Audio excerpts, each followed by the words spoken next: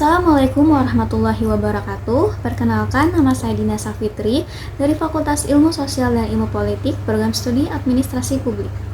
Video ini dibuat untuk memenuhi tugas 1 mata kuliah Teori Organisasi R04 yang diampu oleh Bapak Muhammad Maulana SH MPA. Pada kesempatan kali ini, saya akan menjelaskan mengenai mengapa struktur organisasi di tingkat pusat atau nasional lebih rumit dibandingkan dengan struktur organisasi di tingkat kota atau provinsi.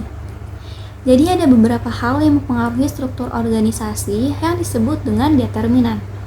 Ada 5 determinan penyebab struktur organisasi, yaitu yang pertama ada strategi, yang kedua ada ukuran organisasi, yang ketiga teknologi, yang keempat lingkungan, dan yang terakhir pengendalian kekuasaan. Nah, dalam hal struktur organisasi di tingkat pusat atau nasional tadi itu lebih rumit, hal tersebut dipengaruhi oleh ukuran besaran organisasi dan juga lingkungan organisasi. Kenapa?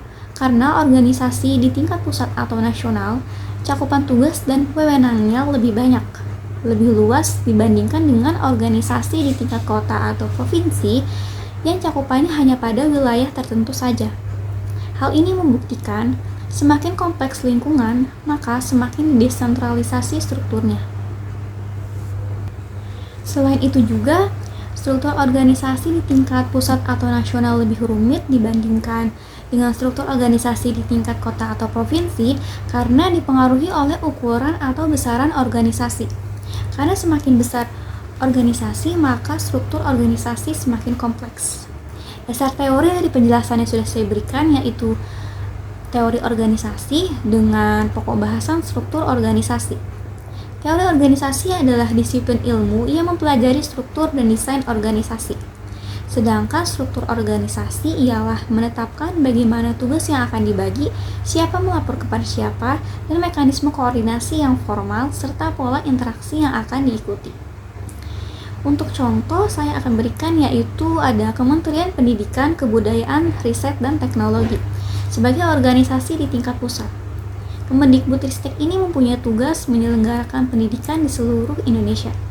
Dengan struktur organisasi yang kompleks dan rumit di dalamnya, ada sebuah struktur di dalamnya itu namanya Direktorat Jenderal Pendidikan Tinggi.